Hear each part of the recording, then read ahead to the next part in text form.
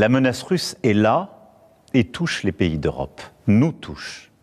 La Russie a déjà fait du conflit ukrainien un conflit mondial. Elle a mobilisé sur notre continent des soldats nord-coréens, des équipements iraniens, tout en aidant ces pays à s'armer davantage.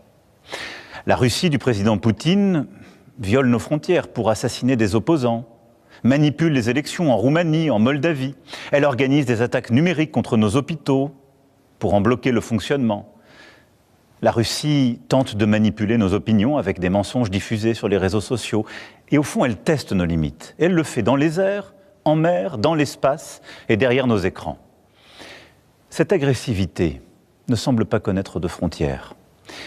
Et la Russie, dans le même temps, continue de se réarmer, dépensant plus de 40% de son budget à cette fin.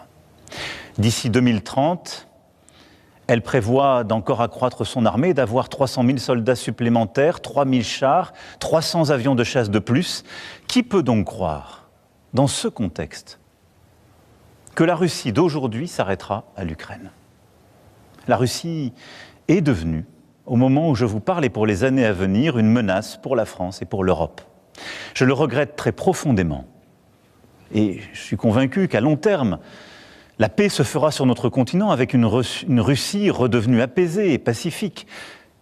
Mais la situation que je vous décris est celle-là et nous devons faire avec. Alors face à ce monde de danger, rester spectateur serait une folie. Il s'agit, sans plus tarder, de prendre des décisions pour l'Ukraine, pour la sécurité des Français, pour la sécurité des Européens. Aujourd'hui, on ne peut plus croire la Russie sur parole. L'Allemagne, la Pologne, le Danemark, les États baltes et nombre de nos partenaires ont annoncé des efforts inédits en matière de dépenses militaires. Alors, dans ce temps de l'action qui s'ouvre enfin, la France a un statut particulier. Nous avons l'armée la plus efficace d'Europe. Et grâce au choix fait par nos aînés après la Deuxième Guerre mondiale, nous sommes dotés de capacités de dissuasion nucléaire. Ceci nous protège beaucoup plus que nombre de nos voisins. Et de plus, nous n'avons pas attendu l'invasion de l'Ukraine pour faire le constat d'un monde inquiétant. Et à travers les 2 lois de programmation militaire que j'ai décidées et que les parlements successifs ont votées, nous aurons doublé le budget de nos armées en presque 10 ans. Mais compte tenu de l'évolution des menaces, de cette accélération que je viens de décrire, nous aurons à faire de nouveaux choix budgétaires et des investissements supplémentaires qui sont désormais devenus indispensables. J'ai demandé au gouvernement d'y travailler le plus vite possible. Ce seront de nouveaux investissements qui exigent de mobiliser des financements privés, mais aussi des financements publics, sans que les impôts ne soient augmentés.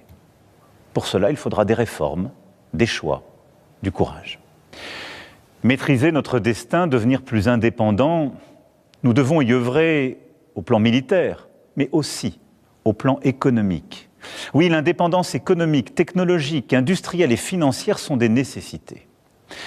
Nous devons aussi nous préparer à ce que les États-Unis décident de tarifs douaniers sur les marchandises européennes, comme ils viennent de le confirmer à l'encontre du Canada et du Mexique.